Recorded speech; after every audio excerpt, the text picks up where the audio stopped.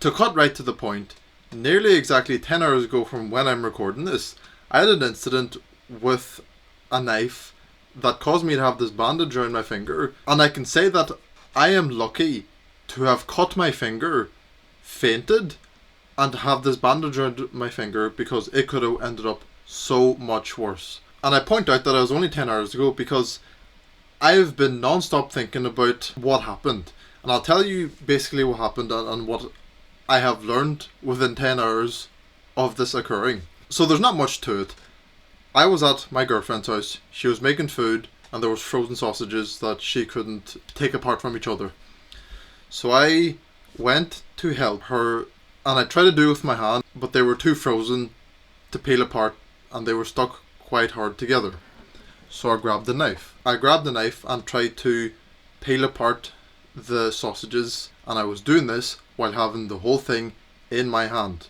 And so I was holding the sausages and using the knife, pushing the knife into the block of sausages and not thinking about the possible repercussions of this. And of course I ended up starting to peel away some sausages from each other. But of course as soon as I did that, the knife followed through the sausages and through a part of my finger. So what happened then is that I realised, got a tissue, went to the bathroom to rinse it under cold water, and then fainted, then gained consciousness, and then went back to treating it, and then I was okay after that pretty much.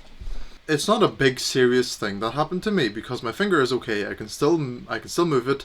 I might have damaged the nerve. I don't exactly know about that, but I can feel sensation in the finger and I can still move it. So I imagine even if something's wrong, I'm majority of the way okay. And then after it all happened, I was talking to my girlfriend and she said to me, "Aren't you going to get some sort of trauma from this?" And I said, "No, that's not really how trauma works. Trauma is kind of, I believe that traumas can only be associated with a thing outside of your control. You're not going to get trauma from a knife. You may have anxiety or nervousness when using a knife, but that's about it." And so I said that and I thought, it's really interesting because you only realise the true extent of what something can do once it goes wrong. Because I have been, honestly, using knives quite dangerously for way too long. And it is only now where I'm going to probably gain some anxiety when using a knife again because of what happened. So the main two things that I've either learned or grew more understanding of is understanding and thinking more about the risk to reward whenever you're doing something with a dangerous object, or whenever you're trying to shortcut something. And so that's the first thing. And the second thing that I grew more understanding of is that the experiences that you go through, whether good or bad, is the stories that you can tell to either inspire or motivate or influence people to go in a certain direction, and they will listen to you more because you have listened to it. So now through this bad experience, I can now more so influence people to use knives safely because I am a living example of what can go wrong. And so from the painful experience that I went through, not only will I be more safer with knives, but also everything else, because I realised that some things are just not worth being quick with. It would have taken 1 minute extra to get out a chopping board, set the sausages on the chopping board and try to separate them there, but I didn't, and I nearly lost my finger from that. And the thought that I could have lost my finger is truly terrifying, because if my hand was positioned ever so slightly different and more in the direction of the knife would have went straight through my finger and not through the side of it. And of course I could have got the finger maybe sewn back on, but there would have been certainly a scar there, or I might have lost the finger. And then for the rest of my life I will have to live and people see the scar or the nub on my finger, and they will ask me what went wrong, and I have to tell them that I was trying to cut frozen sausages while holding them in my hand. And I'm sure you would agree that that is incredibly embarrassing to tell people, because now you are slightly limited in what you can do, and maybe the grip strength that I can have, and whatever else it can be, because I was impatient and lost my finger through something that should have been harmless. And so again, I could have taken one extra minute, 60 seconds, to do the thing safely, and I would have been okay. And because I didn't do that, even if I got it right, the risk is that I cut my finger, and even if I don't faint, that's at least maybe like 5 minutes of me getting out of the way, and then I'm limited by what I can do because my finger is sore, and then that lingers on for days or maybe even weeks. But then I fainted, which just added more problems in the mix. There was maybe a 20 or 30 minute diversion because I wanted to do things quickly, so that was not worth the risk to reward. And so then the second thing that I've learned from this is that the experiences that you go through, whether good or bad, will influence people. And even if the experience that you went through isn't directly related to something else, you can still, of course, make it relatable with the knowledge that you have of basically everything, and everything that you understand within the world and within the human mind and how things work. So I know for certain that when I have children, they will be incredibly careful with any sort of tool, especially a knife, because their father nearly lost a finger when he was young because he was careless and tried to do something quick. And there's a really good thing that I remember Andrew Tate saying that ties very well into this. He once said that people only call you paranoid until it happens, and then they call you prepared.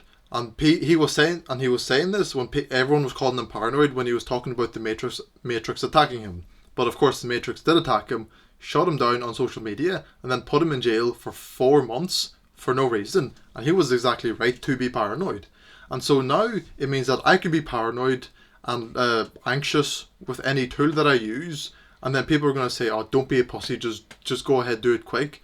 But that's of no use, and I know the repercussions of me doing things fast. And again, that ties into risk to reward, because if you're using something dangerous, or you're playing with fire, or you're spreading a message that most people don't agree with, but you know that it is true, you need to calculate the risk to reward and calculate what you would do if the worst case scenario happens. And like I was also saying, that this experience has made me able to influence others about risk assessment, basically. Because if I'm ever talking to someone and they want to do something that is potentially dangerous, but they just say, oh, whatever, I'll just get over and done with, and then it'll be done, I'll be okay, I can say that this is what happened to me because I was careless and tried to do something quick, just like you're doing, and it didn't go well, and I have paid the repercussions. You of course have probably heard of the quote, everything happens for a reason. And that is, it sounds quite wishy-washy and kind of sugar-coated, but it is very true, because everything good that happens means that you did something right and you should try to replicate it, and everything bad that happens means that you did something wrong and you should try to take away what you did wrong from that so you can do things differently next time and not have a bad outcome. So through my carelessness, I've learned to understood that your experiences, both good or bad, can lead to you having massive influence over others, because you can explain the pain that you've went through, and that will of course make the people that you're talking to not want to go through that pain, because you are giving your first-hand experience of what went wrong. And the importance of risk assessment is of course very important for anybody to stay safe and to stay healthy, but especially if you're a young, ambitious, masculine man, because masculine men take on responsibility, and when you take on responsibility, it means that people can rely on you, and if people rely on you, it means that you are incredibly important to them, and you need to be not only your best, but you need to be alive and functioning and healthy and not be cutting yourself with knives. And that thought came to mind when my girlfriend was saying how much she was panicking when I fainted, because there was no one else home and she literally didn't know what to do. And the man and person that she would rely on the overwhelming majority of the time was unconscious.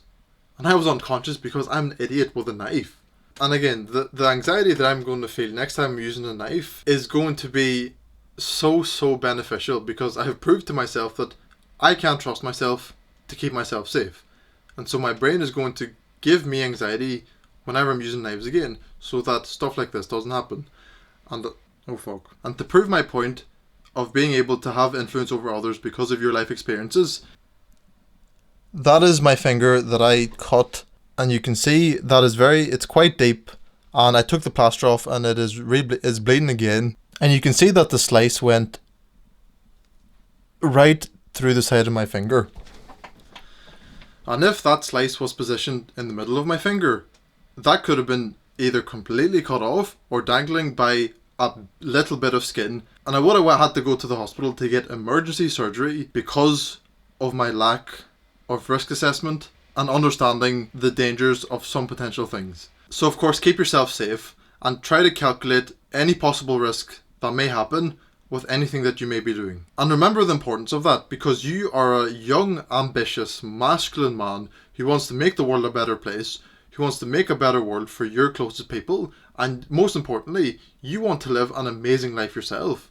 But you won't be able to do that if you are constantly on the verge of severely hurting yourself that would incapacitate you to achieve all the things you want. So take care of yourself, because people are going to depend on you, and use any and all negative experiences that you have went through as learning lessons for not only yourself, but the people that you care most about, so that you have went through the pain and can teach them what not to do so they don't have to go through that pain. The exact same way that I'm trying to teach you the importance of keeping yourself safe and calculating risk before you carry something out. So keep yourself safe and use your negative experiences as learning lessons for yourself to become stronger, better, and more knowledgeable, and to teach others so that they don't have to go through the pain that you went through. So apply all of that knowledge to your life as much as you can while I go take care of my finger now. Put in enough time and attention, because that will make anything into reality.